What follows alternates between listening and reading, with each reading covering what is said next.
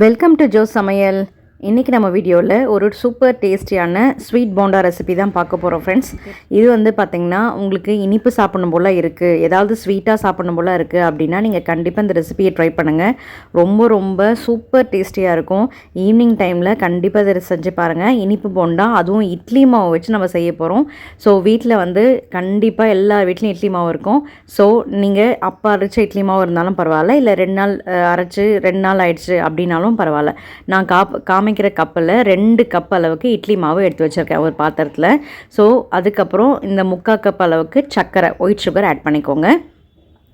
Next அதே கப்பில் மைதா மாவு நம்ம ஆட் பண்ணிக்க போகிறோம். ஸோ 2 கப் அளவுக்கு இட்லி மாவு, 3/4 கப் அளவுக்கு சர்க்கரை, 1 கப் அளவுக்கு மைதா ஆட் பண்ணிக்கோங்க. நீங்கள் மைதாக்கு பதிலாக நீங்கள் கோதுமை மாவு கூட ஆட் பண்ணி செய்யலாம், அது உங்கள் விருப்பம். இன்றைக்கி நான் மைதா தான் ஆட் பண்ணுறேன். நெக்ஸ்ட் வந்து வாசனைக்காக ஏலக்காய் கொஞ்சம் இடித்து ஆட் பண்ணிக்கோங்க. நெக்ஸ்ட் வந்து சமையலுக்கு பயன்படுத்துவோம் இல்லையா, குக்கிங் சோடா, அது வந்து ஒரு 1/4 பிஞ்ச் அளவுக்கு கொஞ்சமாக வந்து ஆட் பண்ணிக்கோங்க. ஏன்னா போண்டா நல்லா புசு புசுன்னு சாஃப்டாக வரதுக்காக நம்ம இதை ஆட் பண்ணுறோம். ஸோ இப்போதைக்கு தண்ணி ஆட் பண்ணாமல் நல்லா கைகளாலேயே நல்லா ஒரு சேர நல்லா மிக்ஸ் பண்ணி விட்டுக்கோங்க. சர்க்கரை நம்ம சேர்த்துக்கிறதுனால நல்லா இலகி மாவோடு நல்லா இலகி வரும்.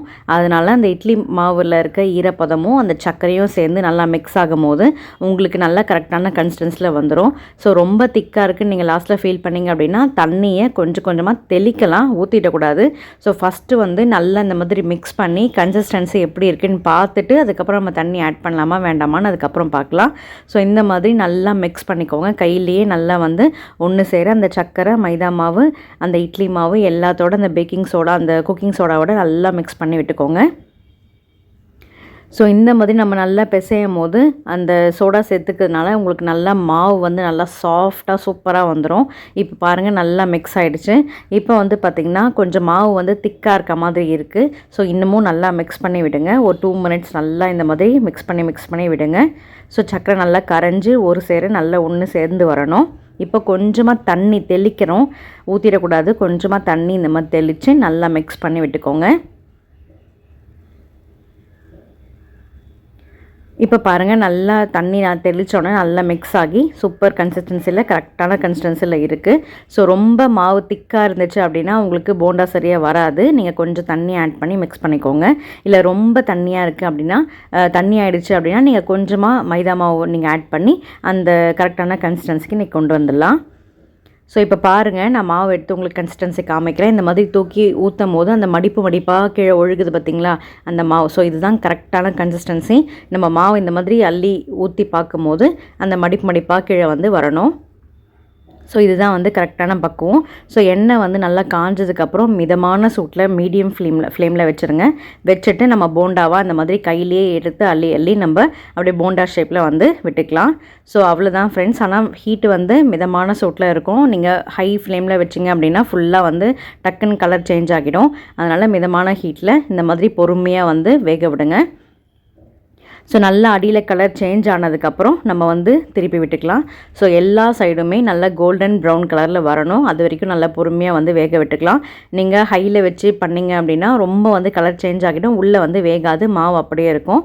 ஸோ அதனால் மீடியம் ஹீட்டில் வச்சு பொறுமையாக வந்து பாருங்கள், அந்த சைடில் ஃபுல்லாகவே கலர் மாறிடுச்சு. ஸோ பொறுமையாக வந்து லைட்டாக வந்து திருப்பி விட்டுக்கலாம். இப்போ பாருங்கள், நான் அந்த 2 திருப்பி விட்டுட்டேன். ஸோ இதையும் வந்து நல்லா பொறுமையாக வந்து திருப்பி விட்டுக்கலாம். ஸோ எல்லா சைடும் நல்லா ஒரே கலரில் நல்லா கோல்டன் கலரில் வரணும். இது வந்து ஒரு 10 மினிட்ஸ் இருந்தால் போதும். சட்டுன்னு நம்ம இட்லி மாவை வச்சு ஈஸியாக பண்ணக்கூடிய ஒரு ஸ்வீட் ரெசிபி, நல்லா சூப்பராக இருக்கும். நம்ம டீ கடையிலலாம் சாப்பிடுவோம்ல, அதே மாதிரி டேஸ்ட்டில் சூப்பராக இருக்கும். ஆனால் இது இட்லி மாவில் தான் செஞ்சது அப்படின்னு யாராலையும் கண்டுபிடிக்க முடியாது. ஏன்னா அவ்வளோ சாஃப்டாக, அவ்வளோ மேலே கிறிஸ்பியாக, உள்ள சாஃப்டாக நல்லா பஞ்சு மாதிரி சூப்பராக இருக்கும். கண்டிப்பாக இந்த ரெசிப்பியை ட்ரை பண்ணி பாருங்கள். ட்ரை பண்ணி பார்த்துட்டு மறக்காமல் எனக்கு கீழே கமெண்ட் பண்ணுங்கள் ஃப்ரெண்ட்ஸ். ஸோ ஒரு பேட்ச் ஆஃப் போண்டா வந்து நம்ம ரெடி ஆகிடுச்சு. அதில் வந்து ஒரு தட்டில் வந்து ட்ரான்ஸ்ஃபர் பண்ணிக்கலாம். நீங்கள் டிஷ்யூ பேப்பர் போட்டு, அப்படி இல்லைனா காட்டன் கிளாத் போட்டு நீங்கள் எடுத்து வச்சிங்க அப்படின்னா எக்ஸஸ் ஆஃப் ஆயில் வந்து அதை ஃபுல்லாக அப்சர்வ் பண்ணிவிடும். ஸோ நெக்ஸ்ட் பேட்ச் வந்து நான் பொரிச்சு எடுத்துக்கிறேன். ஸோ சின்னவங்கலேருந்து பெரியவங்க வரைக்கும் எல்லாருக்குமே இந்த ஸ்வீட் ரெசிபி ரொம்ப பிடிக்கும். ஏன்னா அவ்வளோ சூப்பராக இருக்கும் ஃப்ரெண்ட்ஸ். நீங்கள் இனிப்பு இன்னும் கொஞ்சம் நீங்கள் வேணும் அப்படின்னா, நான் 3/4 கப் அளவுக்கு சர்க்கரை ஆட் பண்ணியிருக்கேன்ல, நீங்கள் வந்து 1 கப் அளவுக்கு சர்க்கரை ஆட் பண்ணிங்கன்னா போண்டா வந்து சூப்பராக இருக்கும். ஸோ அவ்வளோதான் ஃப்ரெண்ட்ஸ். இது மாதிரி வந்து நீங்கள் பொரிச்சு எடுத்துட்டிங்க அப்படின்னா ஈவினிங் டீ டைமில் இந்த மாதிரி ஸ்நாக்ஸ் செஞ்சு கொடுக்கும்போது அவ்வளோ டேஸ்டியாக நல்லா சூப்பராக இருக்கும். கண்டிப்பாக இந்த வீடியோவை ட்ரை பண்ணி பாருங்கள். உங்கள் ஃப்ரெண்ட்ஸ் அண்ட் ஃபேமிலிஸ்க்கும் இந்த வீடியோவை ஷேர் பண்ணுங்கள் ஃப்ரெண்ட்ஸ். இந்த வீடியோ பிடிச்சிருந்தா கீழே எஸ்ன்னு கமெண்ட் பண்ணுங்கள். இதை நீங்கள் ட்ரை பண்ணி பார்த்தாலோ கீழே வந்து கமெண்ட் பண்ணுங்கள் எப்படி இருந்துச்சுன்னு. ஸோ இன்னும் நீங்கள் என் சேனலை சப்ஸ்கிரைப் பண்ணாமல் பார்க்குறீங்க அப்படின்னா ப்ளீஸ் ஃப்ரெண்ட்ஸ் என் சேனலை சப்ஸ்கிரைப் பண்ணி வச்சுக்கோங்க. கூடவே பெல் ஐக்கான் வரும், அதையும் வந்து ஆல் அப்படின்ற ஆப்ஷனை கிளிக் பண்ணி வச்சுக்கோங்க. ஸோ தட் நான் ஜோ சமையலில் எப்போல்லாம் வீடியோ போட்டேனோ உங்களுக்கு நோட்டிஃபிகேஷன் வரும்.